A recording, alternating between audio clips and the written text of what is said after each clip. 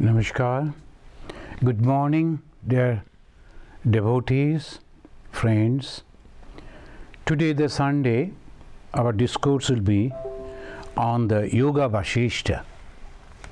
Yoga Vasistha is like a walking on the razor's edge. That's a jnana. But before that, always there will be some questions, there will be some despondency, there will be some doubts. Then only the knowledge that comes out. Pariprasnena shevaya, as it is said in the Bhagavad Gita, that you have to serve the teacher with your spiritual questions. Then only the best knowledge it will come out. So let us begin. Dikkaladi anabachinna ananta chinmatra murtaye swanubhuti ekamanaya namashantaya tejase. I salute the Supreme Brahman who is beyond all qualities, tranquil, beyond the limitations of the 10 directions, Dik Kala Adi Anabachinna, space, time or objects, who alone is the embodiment of the infinite and consciousness, and who is to be known only through the proof of one's own experience. Swa Anubhuti Ekamanaya. Swa Anubhuti. Somebody comes and says, even the Guru comes and says that you are Brahman, it is not going to help. The person should realize that I am Brahman. The direct knowledge, and that is exactly what it says over here. We started this studying, and from the last Sunday, that was the 6th. And today we'll be reading about the doubts of Sri Ramachandra. After finishing the study, Rama and his brothers came back, and naturally, as the young people, even today they do, after the exam is over, the school is over, they like to go out for some touring. Rama and his brothers also requested his father, King Dasharatha, and the mothers that we like to go out. So they arranged and they went out mainly to the holy places. And this kingdom was Koshala, and their capital was Ayodhya.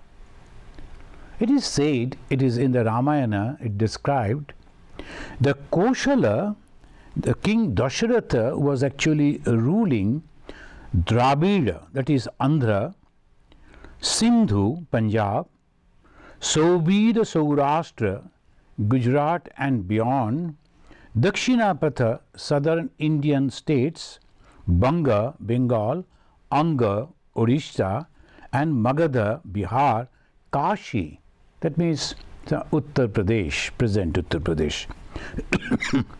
This is a huge part, almost the whole India, we can say, and the capital was the Ayodhya.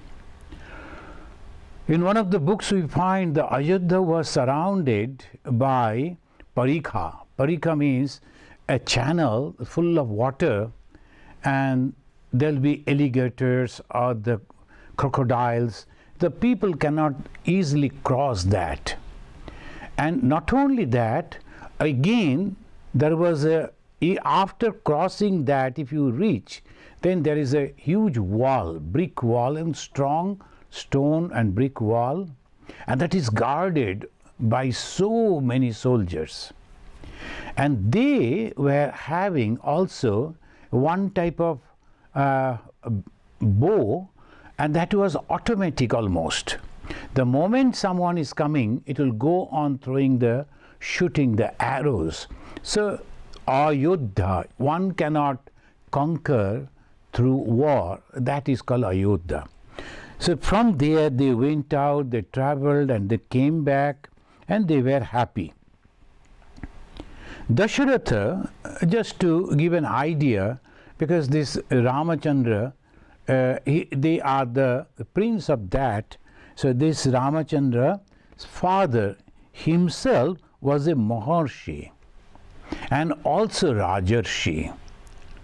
He was not only a very courageous and heroic person and very good administrator, at the same time he was like the rishis. According to their experiences and knowledge, it's called Maharishi. Rishi means a man of knowledge, spiritual knowledge and many other knowledges, and he was Maharishi of that. Also Rajarshi, like the Janaka, Rajarshi, Raja and Rishi. The qualities of a king and the qualities of a monk or the Rishi, it was both in the Dasharatha. Dasharatha was having the 8 ministers, and the chief of that was Sumantra, his great friend. Dasharatha was having 3 wives and very famous queens, that is Kaushalya, Kaikeyi and Sumitra. Kaushalya's son was Rama, Kaikeyi's son was Bharata, and Sumitra's son was Lakshmana and Shatrugna.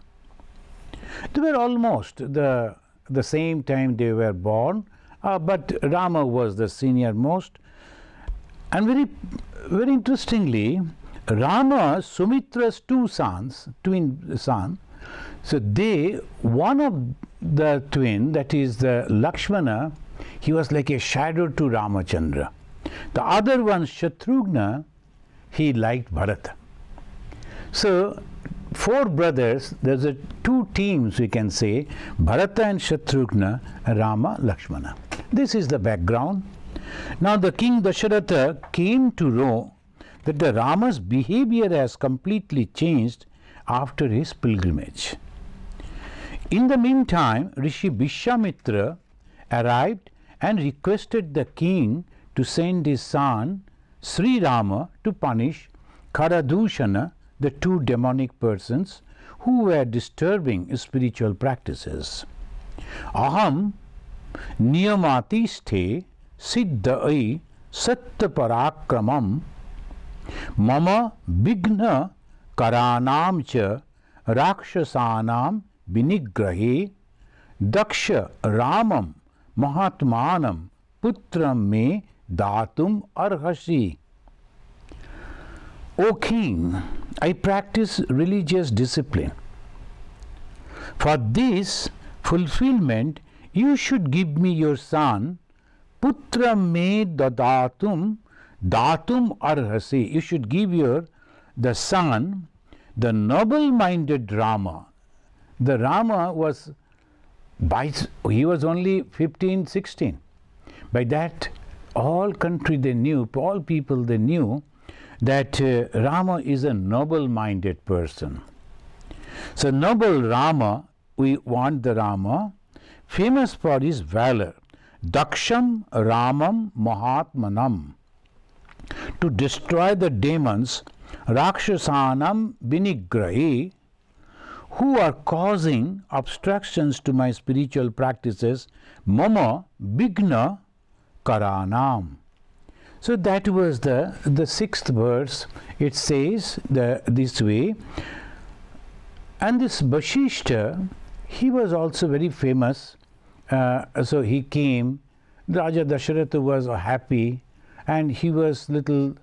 He used to love Ramachandra so much. So naturally, when he came to know the Rama is not behaving as he used to, so what happened? When he came back from the school, from the Gurukula, he was all right. What happened after? So he was thinking, has he fallen in love with some lady? Has something happened? Maybe the mothers have said something. So naturally the father was very much worried for his beloved son. And in the meantime, when this rishi came, so king out of great emotion told, oh, you have come, I am so grateful, I am so happy, and you must have come to meet me with some desire, with some wish, think that it is fulfilled. That was, when he said that, that was the defect that he did. He promised, not knowing what he's going to ask. And this was the prayer. And he said, Putra me datum arhasi. And who is that Putra? Ramam. So obviously Dasharatha never expected such a request. In the meantime, Rama's attendant informed, after his pilgrimage, after he came back from the pilgrimage, Rama has become silent and alone, holding everything unreal. I don't know, it is not written in the book, but we can gaze the father's heart. Immediately Dasharatha perhaps thought, oh, this is a very good excuse to say sorry to Vishwamitra. So his mind, he is behaving in this way. Rather, you take some of the soldiers and all our commanders are there, and if necessary, I myself can go. He was talking like that. But Vishwamitra knew the minds. He knew the purpose of his visiting and asking Rama to accompany him. Everything he knew. So he says, Evam chitvam mahapragyam anaya atra begata. Oh, is it so? So bring him here in the court quickly. Anaya atra begata. Begata, quickly. Anaya, bring. Atra, here in this court. Evam chittam mahapragyam. They forgot who is Rama. But the Rishi knew who is Rama. He was the Lord Vishnu. Vishnu in the human form. So obviously the Rishis, they realized, and that's why he is telling Mahapragyam. And again, Mahatmanam. He is a broad-minded as a Mahapragya. And his intellect that surpasses all other intellects. Mahapragya. He knows, so please bring him. Then he said, this delusion of Rama is neither due to calamities nor due to passion. Don't think there's something wrong, bad has happened to him and he is withdrawing himself. Not like that. And no passion, that there is a desire or something, nothing like that. This is the Rishi, as because they could read the mind, so they say like that. Isha moho raghupati na apada bhayo na api ragataha viveka vairagya bata bodha eva mahodaya. It says in the 21st verse, it is because of wisdom is manifesting, so because of the discrimination. The Rishi immediately understood why Rama is withdrawing. Sometimes some people, when they fail to achieve something, they withdraw from the society. They like to be all alone. And naturally we think, oh, that is the sign of something bad that has happened to him. All people, they were thinking in that line, but the Rishi, Vishwamitra, he told, no. Isha moha Raghupati, this delusion is not Raghupati. Raghupati means Sri Ramachandra.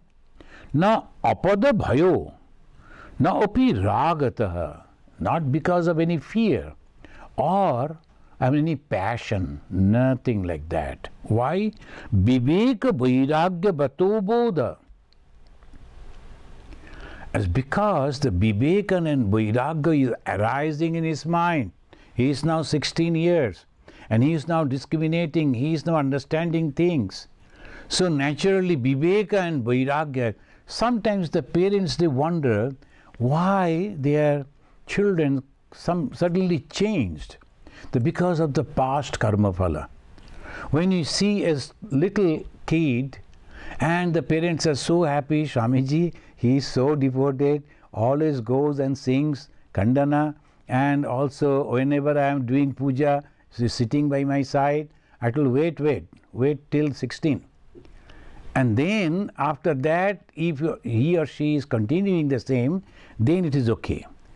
Because after the 16, they say 18 in the modern time, their originality, or what is the originality? The past impressions that start manifesting. Then the parents can't understand their children. He was like this, she was like this, why it is changing? Many parents, they'll be asking and they wonder. So this is the very clear, the Rama's mind was also changing because he was the God himself. So naturally these bondages in this world, it is not for him. So he was expressing that. Friends, afterwards, those who know the Ramayana, we know how obedient the Rama was, and he not only followed the Vishwamitra, fought for him, and he obeyed his parents, the father, and also married, and everything in his life. But the beginning of his life, this is important. He knew everything. Then entered into the samsara.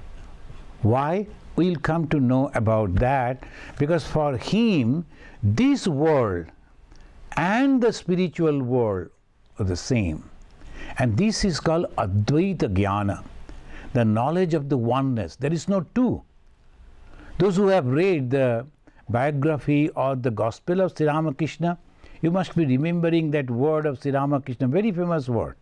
So he said, Advaita Gyan Achule Bedhe, tying the knowledge of the Vedanta, of the Advaita Vedanta, and then only you go wherever you like. This is that. When Bhagavan Sri Ramakrishna mentioned, this is the displayed in the life of Sri Ramachandra.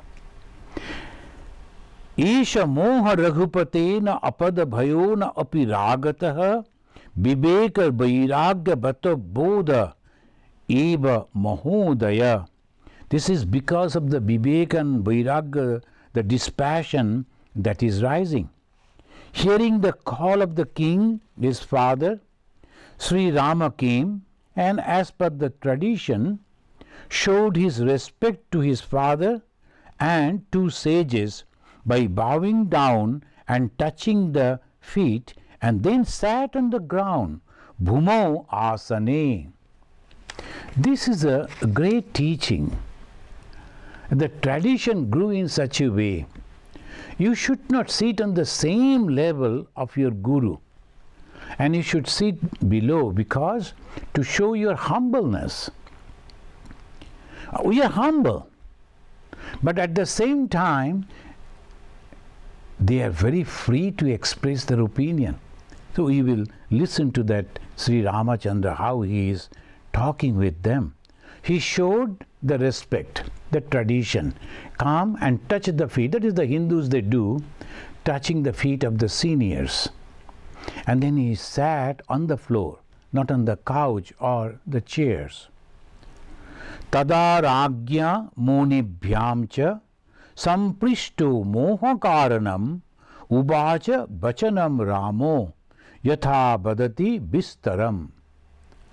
Tada ragya. Ragya is the order of the king. The king, it is not only the father, he is the king. He asked him to come and explain what has happened to him. Tada ragya munibhyam cha.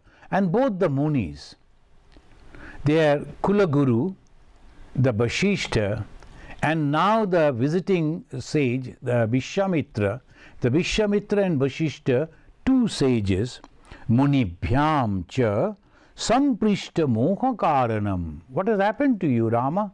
His father asked. And both the munis, they were nodding their heads. That means it is their question also. So what has happened to you? Ubacha bachanam ramo. Now the Rama said, and he opened up his mind, yatha badati bistaram, in details. Friends, I don't know whether we will be able to read all the verses and the way the Rama expressed. We will pick up some and we will understand what is the problem. He is asking the question, and now he is giving, O holy teachers. First he is telling, What is happiness? Can happiness be had in every changing object of this world? These are the two questions, and very important question in the spiritual life. You are asking me to take part as a prince, to be king. But tell me why? The goal is happiness. Not to become a king, but become happy. That is the very, very important thing that one should notice. The goal of human life is not to become a doctor or engineer or professional or the president or the minister, but to be happy. That is the goal. We always think that if we become like that, we will be happy. It is not. So the happiness that should be the goal. Ma Saradamani Devi, and she told, and that is considered as one of the greatest teachings that she has given, if you want peace, then don't find fault with others. Rather, try to find fault with yourself so that you can rectify. And she never said the God realization ought to become this or that. She said peace. The happiness and peace, how it is possible. Oh holy teachers, what is happiness? Can happiness be had in ever-changing objects of this world? Whatever I am touching, it is changing. I am thinking that if I get this world, I will be very happy. The world is completely changing. I was thinking that if I have this office, have this position, but everything is changing, including me. I am also going to die someday. So that is the basic question of religion.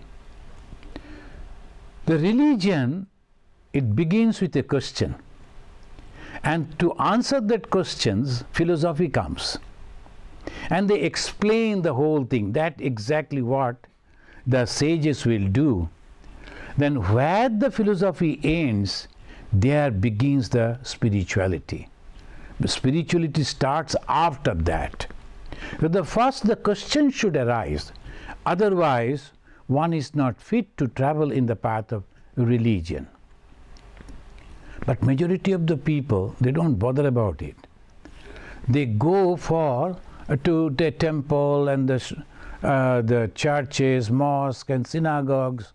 They go for extra protection. If the God is there, the God will protect us. That is the idea. Nothing wrong. God, of course, can protect the people. But here, it is completely different. The young man of 16 years old, he is asking this question, what is happiness? Can happiness be had in the ever-changing objects of this world? Ever-changing, all the time changing. Can I have the happiness? If we look at the lives of the very popular actresses, a period comes, a time comes, they are so famous. People are mad to have a glance of these people. Then a day comes, they become old. Young generation comes and they become outdated. Even they are moving in the market, people are not talking to them. Why? Outdated. So nata and nati, in the Sanskrit they say, the actor and actresses, they lose everything when they lose their beauty. So is that happiness? No, they will be so unhappy if they are not religious minded. So they go for drinks and narcotics and they ruin their life in search of happiness. We are studying the scripture. If the scripture cannot help us in our own life, if we don't understand this, what is the use of reading the scripture? If we were not going for God realization or Brahma Jnana, self-realization, but at least in this life, one should be happy by reading this, understanding this, happiness cannot come from the temporary things. Then the people are born to die and they die to be born again. That is the observation. Ramachandra was much earlier than Lord Buddha. And I don't think Lord Buddha was influenced by the Ramachandra. But the same experience happened to him. He was also a prince. And when he went out to see his city, the country, he also saw these changes. He saw the person can't walk properly, and then the old man, and then the dead body. He got the complete change in his mind. Why? Thinking. And we regularly see it, but we never think. And we think that we are going to survive all through. In the Mahabharata, when this question was asked to Yudhishthira, what is this special thing in this life? Ascharya, what is that Ascharya? Then the Yudhishthira said, Ahani ahani bhutani gacchanti yamamandiram. Every moment people are dying, but sthiram icchanti. Kim ascharya mataparam. The more than these, what will be the wonder? The wonder is these. Every moment people are dying, but those who are living, they think, no, I am going to live all through. I am not going to die. And this is the wonder. This is people should think. Here the Rama is also telling, Jayate mriyate loko. Mriyate jananaya cha. The 25th verse, it says, every time people are born to die, and they die to be born again. That means this chakra, the birth and death, this chakra is going on. Then Sri Rama expressed his thoughtful opinion about this world. Then he said, Asthira sarva evaite sacharachara chestita kim me rajyena kim bhogoi ko ayam kim idam agatam. This is a very important verse. He said, the movable and immovable, everything in this world are impermanent. Asthira, impermanent. Sarva evaite, everything. Chara, achara, chestita. Chara and achara. Chara, movable. Achara, immovable. Sentient, insentient. So these both are like this. Everything is impermanent. Kim me rajyena, of what use a kingdom and enjoyments to me? Kim bhogoi ko ayam. Now he is asking, who am I? Ko ayam. This is a Vedanta, they always ask, who am I? Ko ayam. I cannot be this body, because body is constantly changing. I cannot be the mind, because mind is constantly changing. I cannot belong to this world, because the whole world all around me, including my parents, including my relatives, my friends, my neighbors, my nation, everything changing. Every moment it is changing. So who am I? Ko ayam. Then he said, Kim idam agatam. Why this? What is the purpose of this coming? Who has come? And with what purpose? Ko ayam. Kim idam agatam. There, from here it begins. The Rama is asking the questions of Sri Rama. Some people, they say despondency of Sri Rama. As the Arjuna, he was in the Bhagavad Gita in the beginning, the first chapter, he was also confused. But Arjuna's confusion was different. He was thinking that I am going to kill my own people. Then what is the purpose of killing my own people, kith and king, relatives, friends and brothers? So that was a completely different aspect. I should say, if there were not his relatives, Arjuna would not have asked this question. And they would not have showed these weaknesses. No, not necessary. What I am going to earn from this, the world is temporary. He is not thinking in that way. Rama is thinking a completely different. So Sri Ramakrishna says Daya and Maya, they're two different things. Both are emotion. Daya, the compassion, and the Maya, there is also compassion. But Maya with attachment and Daya without attachment. This is the difference. A monk also feels for others. If anyone in distress, at least I can say Ramakrishna mission monks, they are always in the forefront. In any distress, so they will be serving them, but without any attachment. We don't know them. They don't belong to my religion or my caste or my family, nothing. No question. Wherever they are, in South Africa also, our Swamis, they are collecting funds and then feeding the hundreds and thousands of poor people. I have seen them. I visited and I saw how they are serving, giving them education, giving them health care, giving them food, giving them whatever they need, and according to the monetary condition. So naturally, but see how they love it.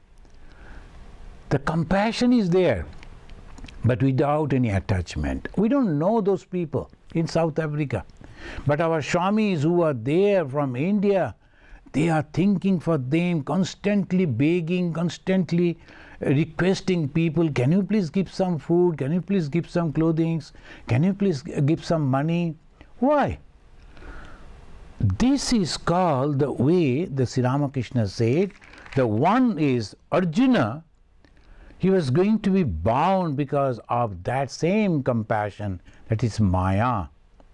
But Sri Ramachandra, without compassion, so that is Daya. So here, this is the difference. O sage, how does this sorrow come to an end? This is a very good question. Almost all people, we are suffering. Either this way, the people who are having a lot of money, they are also suffering. Those who are not having even a penny, they are also suffering.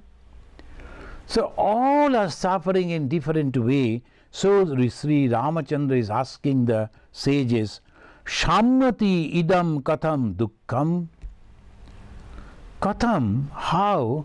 Idam dukkham, this sorrow, shammati, how to control.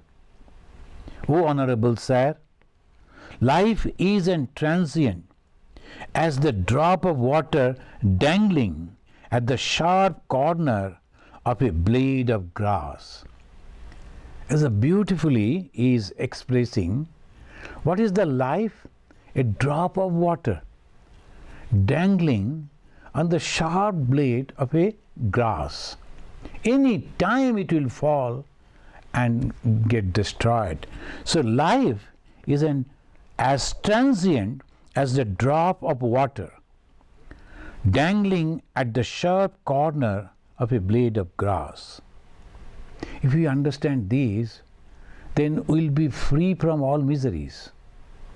Not that you have to leave the hearth and home, not that you have to leave whatever you are having, but if we know that life is transient, we will be wise to take decision in many things in our life. Alas, what is the purpose of life? Sri Ramachandra, he is expressing. They asked, why you are suffering? What is your problem? And he is going on telling, it's not that I wanted something. Sri Ramachandra wanted the knowledge. Why? Because he observed, and very truly he observed, the transient, the temporariness of this world, everything of this world. Alas, what is the purpose of life? Then he said, Taraba opihi jivanti. The trees also live. Jivanti mrigapakshinaha. So do the animals and birds. Mriga means the animals, and pakshi, birds. Sajivati manoyasya manane naiva jivati. The many of our monks, many of our sadhus, they quote this. He alone lives whose mind is alive by reflection. If we are not thinking properly, understanding the life properly, then we are only surviving, we are not living. I use these two English words. One is survival. The trees are surviving. So long they are living.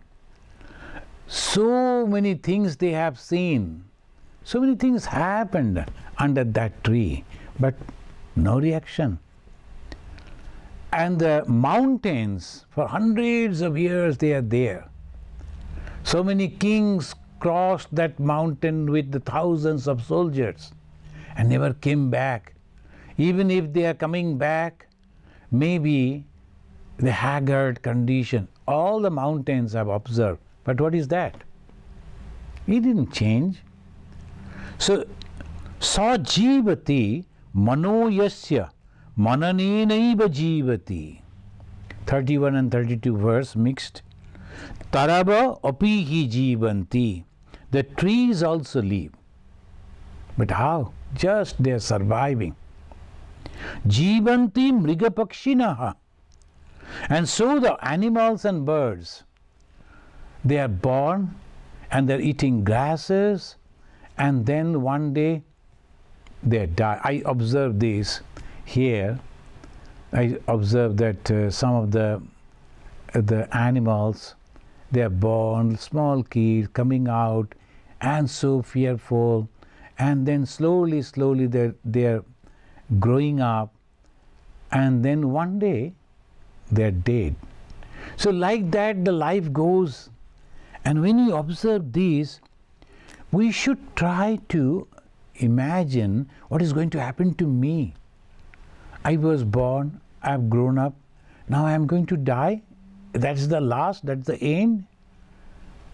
So if we go on manana, if we go on remembering these things and pondering on that and researching on that, coming out with the result, that is called jivana. Sajivati mano yasya manane naiva jivati. Swami Vivekananda placed this in a little different way. He said, they only live who live for others. They only live who live for others. Sometimes the world, some organizations, they make the list who is the most rich person, the highest, richest person in this world. And there'll be competition. There'll be so many billions of dollars they are having. The one is first, another is second, like this, like that. But do they really feel what they're going to do with that money? They don't. It's a type of an intoxication. I am having so much money. I am having so much money. So many people waiting over there just for my command. Ego, ego, ego. How much food he can eat? How much comfort? The best bed, best everything. Even then, how much? So that one should try to understand. Rather, if they could understand this, and the extra money that they are having, they could give back to the society, the poorer section of the society, then the society would grow up. Not only he would be a god to them, they will remember him all through, but at the same time his business will run well.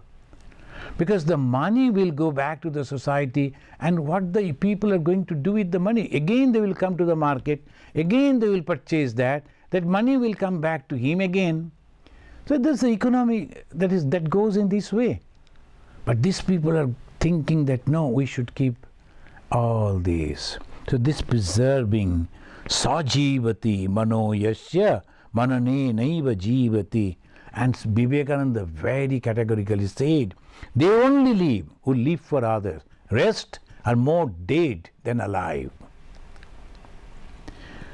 The scripture is a burden for one without discrimination. Sri Ramachandra is telling to his gurus. If you don't have the discrimination, if you are studying the scripture, it's a burden. And if you go to the traditional schools, you will see the truth.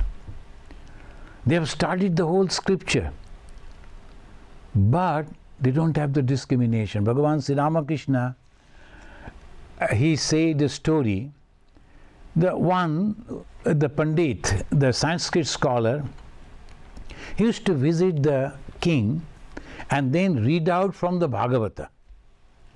And after reading out few passages, that is the many they do like that, he used to ask the king, "O king, have you understood?" The king used to say, "Pandit, you should understand first." But this man, he was to feel insulted. Why the king is telling like that? I am reading the Bhagavata and king is not understanding. What is this? Then second, third, it goes on, and he can't say anything to the king. King is so powerful. And moreover, he goes to read that only for money. And the king is paying him for that. So he goes on doing that. One day, it flashed in his mind, the Bhagavata is not. The whole thing goes to one, only the teaching, give up, give up, give up, tyaga, tyaga, tyaga. The Bhagavata is teaching us the tyaga, to give up. Now I go and read that Bhagavata before the king for money. And then I am asking the king whether he has understood it or not. Scripture is a burden for one without discrimination. The moment the discrimination came, that old man, though poor, he understood, no, why should I go to king? He didn't go. Second day, third day, king inquired what happened, why he is not coming. Then he sent the people to inquire, and this Brahmin replied, I am not going to read Bhagavata for money. King was so happy. King understood, now he has understood the meaning of Bhagavata, and naturally he gave him a lot of gift. Knowledge is a burden for the person full of desire. I know that this is temporary. I know that this is sinful. But even then I go and secretly do something very wrong. Is it not a burden for that person? If he was not knowing that, it was not a problem for him. As because he knows that, but his passions and desires are so much, he cannot control, and when he is doing, his suffering is much more. Mentally, he will, oh, why I have done that? Why could I can't control this? So that is why Sri Ramachandra is telling, knowledge is a burden for the person full of desires. Mind is a burden for one without peace. And we all know that. So when there is no peace, when there is no happiness, when there is no control, and the mind is a burden. The body is a burden for one who does not know the self. When only the body is there, is thinking of the body, it behaves like the animals, only having some joy for the body, and the body gets joy with some food and excitement. That's all. So it is because they don't know about the self. The body is moving, body is going, and he is thinking, I am powerful. Is this the body powerful? No. Because of that reflection of the Brahman is there in our buddhi. So we can walk, we can talk, and we say we are leaving. Ahamkara vashat apat, ahamkara duradhayah, ahamkara vashat iha, na ahamkarat paroripuhu. So it says, ahamkara vashat apat. Ego generates calamity. Apad means calamity. So all the problem comes because of the ego. I know, I can do, why should I not do? Why I have to report, why I have to... This is ahankara. Just little simple system people are not ready to follow. Why? Ahamkara. If there is a system, suppose you go to somewhere else, it's an unknown place, what do? You follow the system. The moment you know someone, and if he is asking to follow you something, immediately why should I do? I am an old associate, so I should not do. So ahamkara vashat apat, calamity comes. Then unnecessarily you are creating problem for yourself, and also the relation with those people will be bad.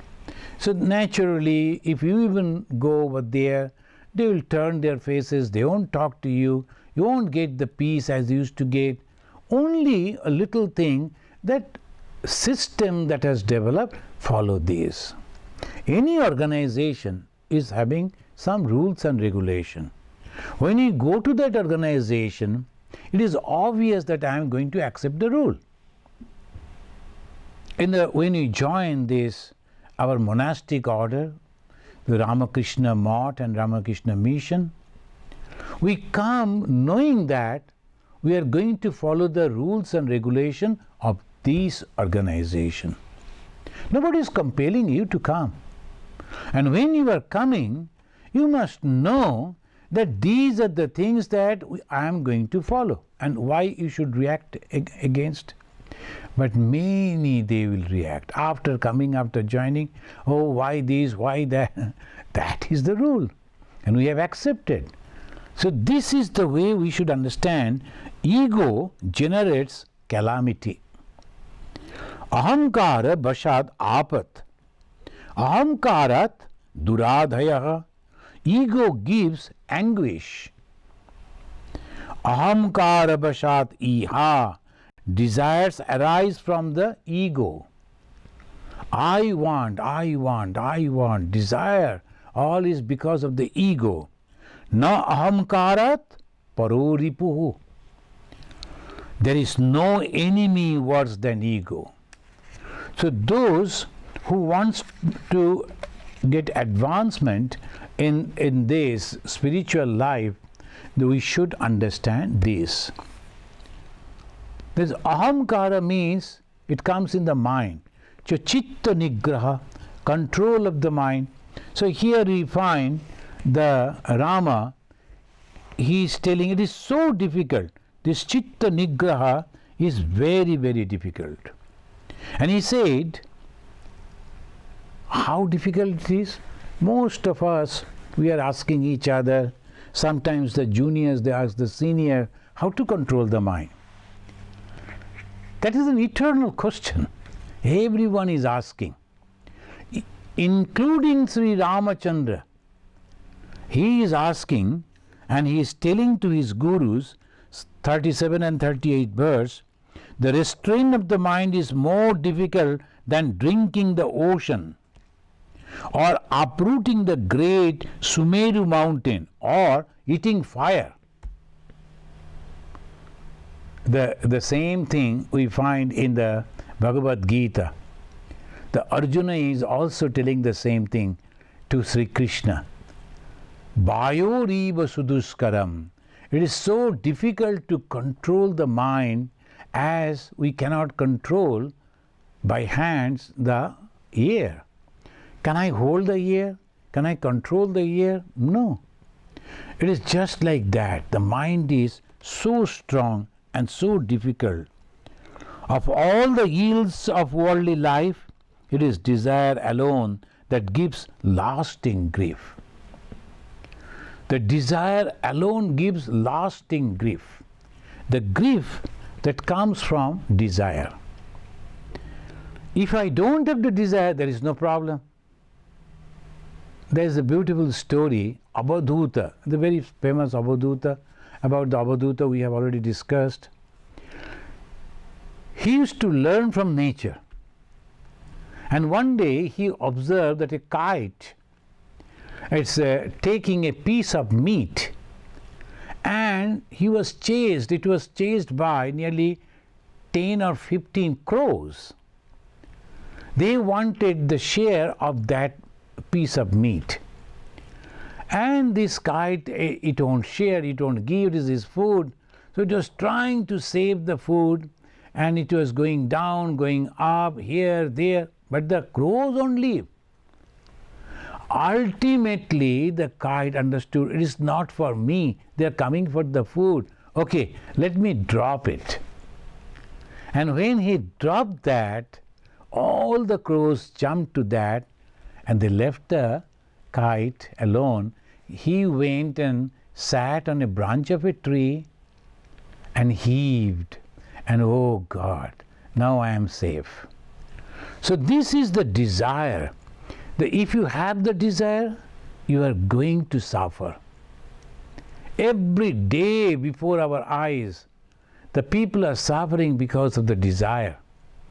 The cause of every suffering, any suffering, desire. Maybe sometimes hidden desire. So this is the thing that we should remember. And Rama is telling this. These are all his observations. These are all his feelings.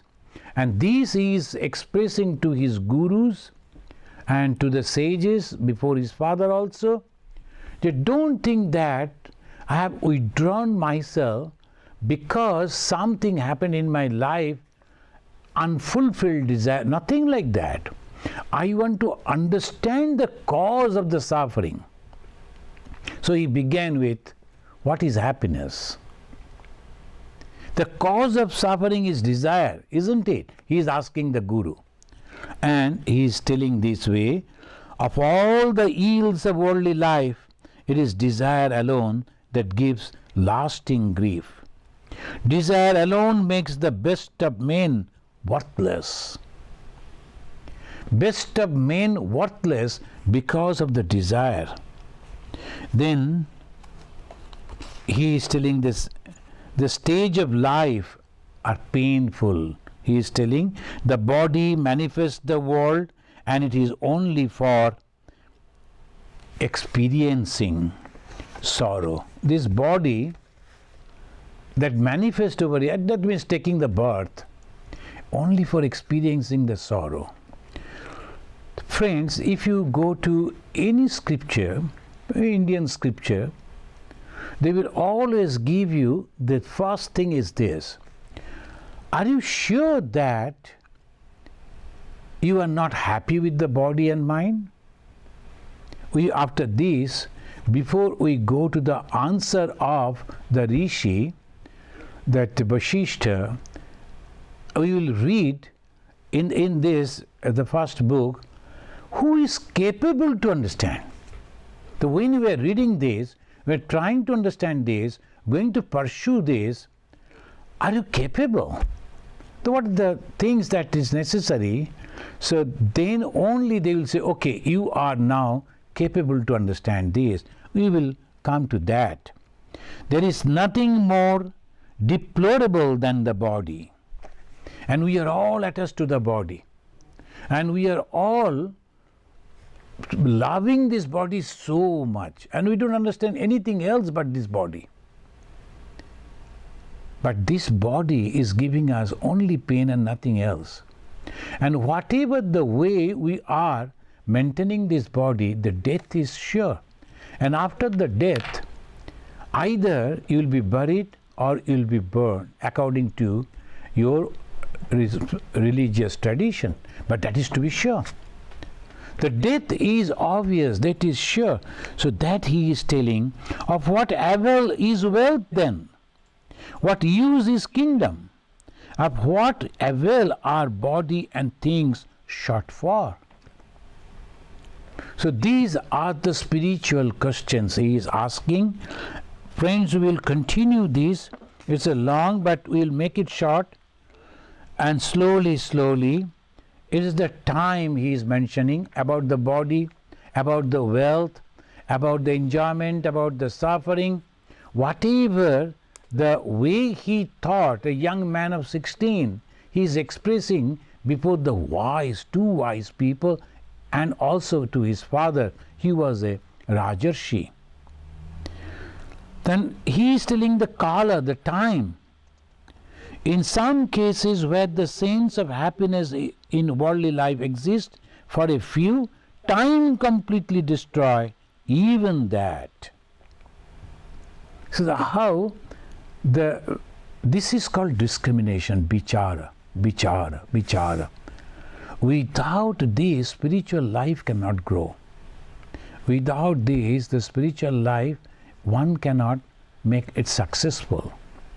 Unless and until, there are only two things, again and again I say.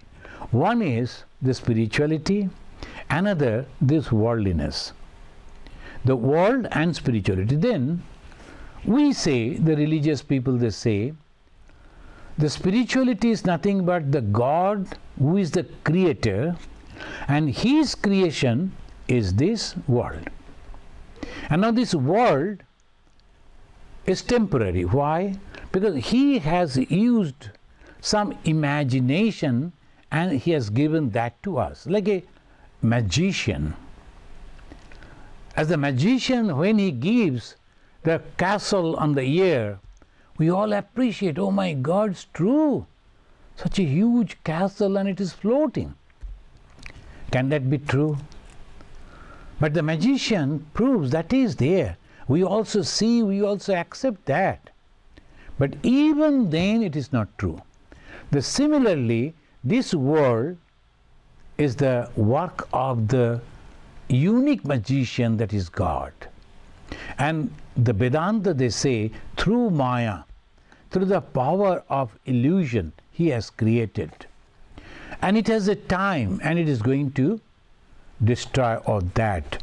Today, one of my monastic, they are telling that whether I take medicine or not, this body is going to die, and it has a time.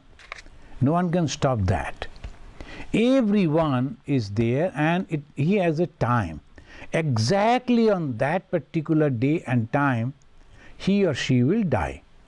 If we take the medicine, okay. If we don't take the medicine, maybe it will be a little painful, but we won't die. We will die on that particular day, what is fixed for us. So like that, if we observe, and then we will find that what is this? And for this temporary thing, and what the time is controlling, and I am spending so much of time for this, so much of money for this. I was seeing in the some advertisement or maybe something, suddenly it popped up. One couple, fabulously rich, they have hired some hour in the Burj Khalifa in the Middle East. I think it is in the UAE. The Burj Khalifa, they write something they'll be writing with the light. So the thousands of people will be able to see that. They have given money, paid money, you can imagine how much, only to announce that my next child is going to be a son. For that, millions of dollars they spend. And that will be a flash. I don't know how many people will read. Even if they read, they will wonder whose son? Anyway, somebody's son. So, but these two young couples, they're so happy. Then they have announced that my next, the baby is going to be a son. Is it? They will let them be happy. They were feeling they are happy. The friends are there, and you can understand. They don't bother about spending money. But suppose instead of writing over there, they could go to a place where people need that, and that $1 million, if they had given them food, medicine, clothing, and said, "Will you please pray for my son who will take birth on such and such date?" Thousands of people would have prayed for that son. So please think about it. So we will continue how wonderfully this young man of 16 years, Sri Ramachandra, he is taking each and everything, this body, this mind, this kingdom, this wealth, this world, and the time, each and everything is nothing but temporary, Father. Then why you are asking me to become a king? So that is the question. We will continue with that in our next discourse. Thank you. So the first question is from Devjani Dhar. Devjani is asking, what is the significance of Gotra for us, for future generations, in the path of spiritual broadness of mind and attitude? Devjani, though it is not related with the subject that we are studying, but still, the Gotra comes from the school. Someone maybe in the generation, in the family that you are born, someone long back, he was a student of maybe Modgalla. So your Gotra is a Modgalla Gotra. So the training and the culture and the system that has come down from the training of that school of Modgalla. Bharadwaja Gotra. The Bharadwaja, the Rishi, the famous Rishi we know, and he has formulated, hey, you should do this, you should do that. From there, we have forgotten what they instructed. But it is continuing, and naturally, that is India, it will continue, that is called Gotra. But always you should feel proud and try to live that life that you belong to a Rishi. And your whole family, your clan is belong to a Rishi, the seer, the holy people. And you should not do anything wrong that will make them ashamed. So that is called Gotra. Thank you. The next question is from Hima Bindu. Hima ji is asking, life is short through realized impermanence of this world. Life's important part is over. Now with little time left, what to do? Hima, right? Yes. Hima ji, even a day, that is sufficient. Just say to God, God, I am yours. And you will be realizing God. So that faith should be there. Even for a long period of time, the people, they are practicing as because there is no dedication. Two things are necessary. One is faith that God is there. Second, the earnestness to be with God. That is sufficient. It is not the time, but your intensity of prayer. May God bless you. The next question is from Tuhin.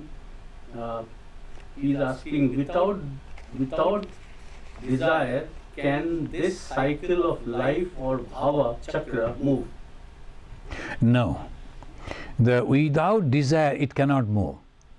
So when you don't have the desire at all, then your mind becomes tranquil. The desire comes from the association, and there will be no association. So what will remain? Consciousness only. See, the consciousness is there all the time, always, in every being. But above the consciousness, it is going on like the waves of Sattva, Raja and Tama, the three qualities. And from the Sattva, Raja, Tama, ego is also coming. Raja means fully ego. And tama is also ego but negative. Sattva is also ego but positive. But ego is there. And naturally it will rise the desire, desire and desire. So if the desire is not there, then mind become completely tranquil.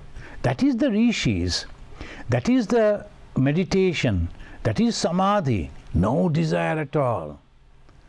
And then at that time the reflection of the consciousness can be realized. So Pratyak Atma Darshana, that is called. Thank you. The next question from Charles. He is asking, what is a good way to remember that we are going to die? I find it hard to remember. That is, don't remember that, Charles. But the thing is, only think that it is all temporary. The someday, if you look around, and particularly now the COVID-19 is going on every day, all the TV channels and the newspapers going on giving the list of death. So naturally we can understand anything may happen to me any day. So it is all temporary. Not much time is left. So why not put my mind to the holy thoughts? And what is holy thought? Thinking the good for others, Holy thought is thinking the good for others and to give the benefit to them and not me. The moment you become unselfish, your life, whatever may be the span of life, that will be really, really useful. They only live who live for others. Rest are more dead than alive. So that is the way. Thank you. The next question is from Srima Viswas. She is asking, what is Maya? Maya is the power of God. It cannot be explained but can be felt. So that is called the Maya. And in the different, particularly in the Vivek Chudamani, Shankaracharya has given the descriptions of the Maya, definitions of the Maya, and it is there. We feel like that, but at the same time we cannot explain that. That is called Maya. I see that it is a snake, but at the same time when someone comes with the light, I see, no, it is the rope. How it happened? It is the Maya. I think that this person is so close to me and I am going to live with him or her all through my life. After a month or so, after a few years, we don't feel like that. Why? Why I could not feel this before? Maya. So in our life, every day, every moment, we are experiencing Maya's activity, but still we feel it. We suffer, but we cannot explain what is Maya. Okay. Okay, then let us conclude by chanting Shanti, Shanti, Shanti 3 times. You can also join with me. Om Shanti, Shanti, Shanti, Harihi Om Tat Sat.